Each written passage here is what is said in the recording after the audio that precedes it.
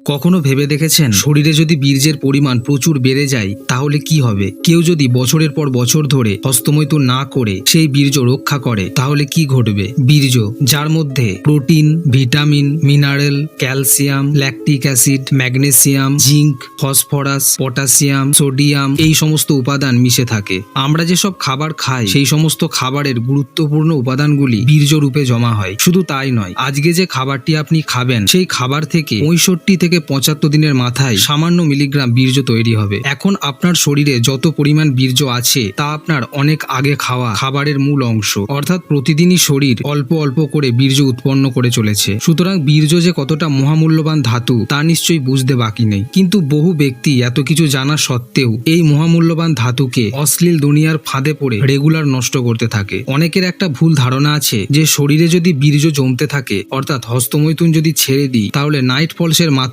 বেড়ে যাবে, ঘুমের ঘোরে বীর্য অটোমেটিক বেরিয়ে আসবে। এখানে বিষয়টা ক্লিয়ার করে দিই, নাইট ফলস বা স্বপ্নদোষ হস্তমৈথুনের কারণে হয় না। নাইট ফলস হয়ে থাকে আনহেলদি লাইফস্টাইলের কারণে, যেমন রিচ খাবার খাওয়া, হস্তমৈথুন ছাড়ার পরেও নোংরা চিন্তাভাবনা করা, টেনশন করা, শুয়ে বসে দিন কাটানো সহ বিভিন্ন অস্বাস্থ্যকর জীবনযাপন করলে। অনেক ব্যক্তি হস্তমৈথুন তো ছেড়ে দেয় কিন্তু তার মনে নানা রকম অশ্লীল চিন্তাভাবনা ঘুরতে থাকে। এছাড়া মোবাইলে অশ্লীল জিনিস দেখলেও সেগুলি ব্যক্তির অবচেতন মনে ঘুরপাক খায়, যা সেই ব্যক্তির দেহতন্ত্রকে বিচলিত করে এবং অটোমেটিক বীর্যপাত ঘটায় নাইট ফলস বা স্বপ্নদোষের মাধ্যমে। সুতরাং এটা পরিষ্কার, শুধুমাত্র পিচকারি নাড়ানো ছাড়লেই চলবে না, সেই সাথে নোংরা কন্টেন্ট দেখা বা চিন্তা ভাবনা করাটাও ছাড়তে হবে। দীর্ঘদিন ধরে হস্তমৈথুন বন্ধ রেখে বীর্য রক্ষা করলে শরীরে প্রচুর এনার্জি তৈরি হয়, যাকে কন্ট্রোল করতে সবাই পারে না। এর জন্য আপনাকে এক্সারসাইজ ও মেডিটেশনের মাধ্যমে সেই এনার্জিকে শরীর গঠনের কাজে লাগাতে হবে। আর এভাবে বীর্য রক্ষা করতে থাকলে সেই বীর্য ওজস ধাতুরূপে শরীরে ঊর্ধ্বগমন করবে। আর একবার এই প্রসেস শুরু হলে এমন সমস্ত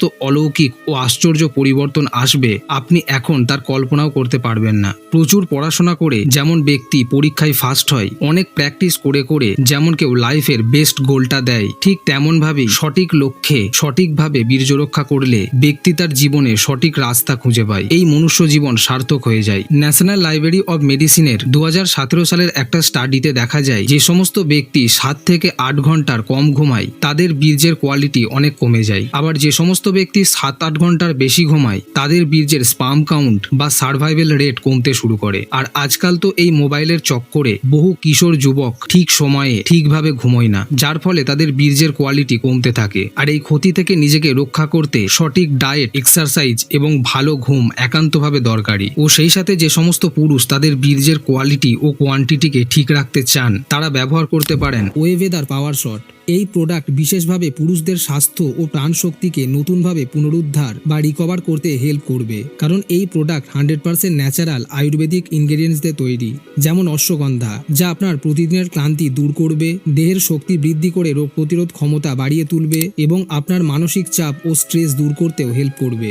এছাড়া এতে থাকা কঞ্চ বীজ আপনার মাসল বৃদ্ধিতে হেল্প করবে এবং আপনার পার্টনারকে স্যাটিসফাই করার জন্য প্রয়োজনীয় কর্মক্ষমতা প্রদান করবে। এছাড়া আপনার টেস্টোস্টেরনের মাত্রা ঠিক রাখতে ও একটি সুখী দাম্পত্য জীবন অটুট রাখতে এতে রয়েছে সফেদ মুসলি। এছাড়া এর মধ্যে থাকা কালি মুসলি, গোখরু ও সালাম মিশ্রি আপনার হজম শক্তিকে উন্নত করবে, স্ট্যামিনা বৃদ্ধি করবে এবং আপনার কিডনির স্বাস্থ্যকে রিকভার করে আপনার সমগ্র সিস্টেমকে হেলদি রাখতে সাহায্য করবে। এই পাউডার 5 গ্রাম বা 1 চামচ নিয়ে হালকা গরম জল বা দুধে ভালোভাবে মিশিয়ে দিনে 1 থেকে 2 বার পান করতে হবে। এক্ষেত্রে আপনি প্রয়োজনে বিশেষজ্ঞর পরামর্শ নিতে পারেন। আমি ডেসক্রিপশন ও কমেন্টে এর সমস্ত লিঙ্ক দিয়ে দিয়েছি, আপনি সেখান থেকে প্রোডাক্টটি চেক আউট ও বাই করতে পারবেন।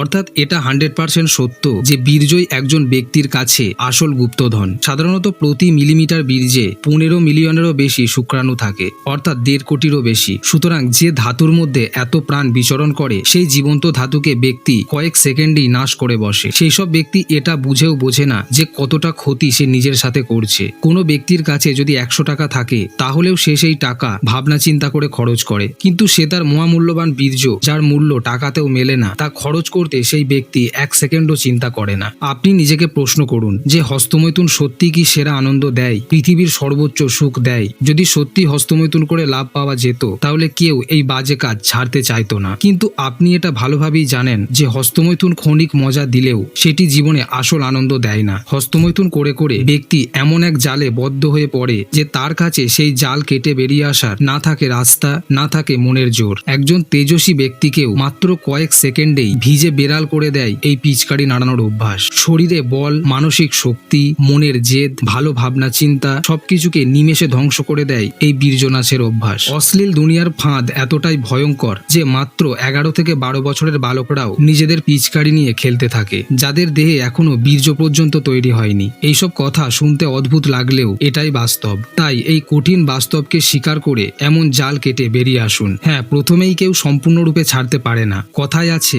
একদিনে হয় না, কিন্তু একদিন ঠিকই হয়। তাই আপনি যদি এখন থেকে চেষ্টা করেন এই কাজ ধীরে ধীরে ছেড়ে ফেলতে, তাহলে খুব বেশি সময় লাগবে না এক নতুন জীবনের উপহার পেতে। নয়তো এই নোংরা অভ্যাসই আপনাকে এমন এক অন্ধকারে ঠেলে দেবে যার কারণে আপনার এই সুন্দর জীবন পরিণত হবে নরকে। এখন সিদ্ধান্ত আপনার।